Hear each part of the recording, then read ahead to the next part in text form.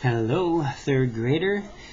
Welcome to another lesson here in math.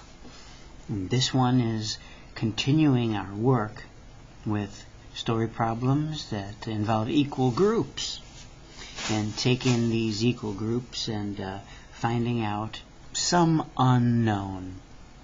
And kind of reminds me of this. A third grader said to me the other day and said, you know, I think I can figure this tape diagram stuff out because there's really only three important details in each of these stories. And one of them is always, do we know the total? And the other two details are the number of groups, number of equal groups, right? And the size of each group. And usually in these stories, there's just three different details, three different parts to the story. So I put it here in this number bond because it reminds me of that structure of number bonds. We always have our total, and then we have, in this case, because it's division and multiplication, and we're talking about equal groups, in this case it's multiplication division number bond, right? And these would be factors. This times this equals total, right? Or total divided by one factor gives us the other factor. And that's the concept of this thing we call multiplication and division. Let's take a look at some fish. I'm starting here with number 2. Miss Gillette's pet fish are shown below. She keeps 3 fish in each tank. I see more than 3 fish. How about you? Circle to show how many fish tanks she has. Then skip count to find the total number of fish. Once again, we ask ourselves, what do we know? Do we know the total? Not yet. Do we know how many fish are in each tank? Yes. Well, let's show that. 1, 2, 3. There's a tank. There's a tank. There's a tank. There's another tank. And there's another tank. Now can we see how many groups? We sure can. 1, 2, 3, 4, 5. And this instruction again says skip count to find the total. Well, we're skip counting by what? By 3s. And here we go. All right, we'll count. Ready? 3, 6, 9, 12, 15. There we have it. Now we know our total. Now we know our number of groups. And of course the size of the group was told to us here. Draw and label a tape diagram to represent the problem. Well, here we are, once again, with this question of how to make a tape represent a problem. Well, several of you just think, well, why don't I draw the thing? First of all, just a typical size. And now I know here what our total is. All right? Total fish, 15. Groups, number of groups, right? 5 groups. If there are 5 groups, how many pieces or segments or units of tape should there be? 5. Let's do it. 1, 2. I'm estimating, but I think I got pretty close. 1, 2, 3, 4, 5. No problem if you ever need to erase something or add a segment. No worries. And then we label this, which would be the size of one group, right? The size. In this case, we knew that. It was 3 fish, right? And I'm going to write 3 per tank, because that's what we're talking about. All right. Yeah, in our case, what was the unknown? I think the unknown was the total. That was here, right? The unknown. I'm going to put that here, just because we've been trying to remind ourselves, where is the unknown?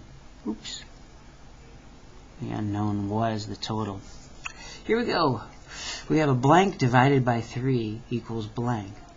Well, if we're using division, we know that we're always starting with the whole, with the total, right? So here we have 15 divided by 3 equals 5. Miss Gillette has how many fish tanks? Miss Gillette has 5 fish tanks. Alright, that's the idea. Let's do another. In fact, let's just do one more here. Number 5, the bottom one. RDW, here we go. R for read. Let's read it. There are 27 third graders working in groups of 3. How many groups of third graders are there? As always, what do we know? Do we know the total? We know the total. We do. That represents all the third graders. What else do we know? We look back. So that R in RDW, we're always looking back, you know? It's like we read it once, but we look back again and again. Groups of 3. We know the groups, right? Remember how we were talking about this? What do we know? We know the total, and we know the number of groups. So what's missing? The size of each group. Let's draw a tape and label. What do we know? We just said we know the total is 27. 27 what? Well, they're third graders. Let's write it in an easy way. We'll call it kids. And we know that there are groups of 3. Well, in that case, we can come here, make a segment. We know that. This is the size. Groups of 3. This is 3 kids, right? So, size of group. So I guess what's not known is how many groups. And so you notice how I'm labeling that. Question mark. The unknown. How many groups? And now we can carry on. And one strategy we have learned is the skip count by 3. Right? How about this? Let's do it. What are we going to skip count to? To our total. What is our total? 27. Please join me. 3, 6, 9. We could even label. I'll do that. 9. One more. 12. And another 3. 15. Another 3. 18. Another 3. 21. Do we need to add to our tape? Yes. Is that a problem? No. 3 more than 21. 24. Do we need to add to the tape? Yes. Because what are we counting to? 27. 3 more than 24. 27. We got there. How many groups, right? This is what we're looking for. How many groups? The answer lies right in front of us. Let's count these pieces of tape. 1, 2, 3, 4, 5, 6, 7, 8, 9. 9 groups. We found our answer to the question, how many groups of third graders are there?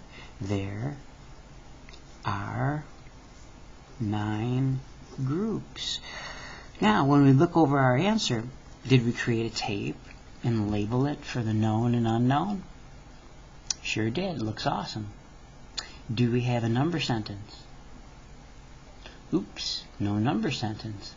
So let's use what we knew to find what we didn't know.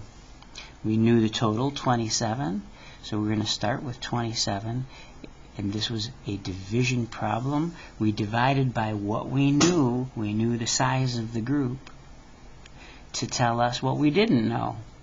And we didn't know that there were 9 groups, right? So this is a matching expression, a matching equation, a matching number sentence. All the words in math, huh? Different ways to say things. Always the key. Is it making sense? And as you do these problems, please allow this to help you. There's really just 3 details in each of these problems. One, of course, is the total. The other is the number of equal groups and the size of each group, right? I think this can be really helpful. Best wishes to you.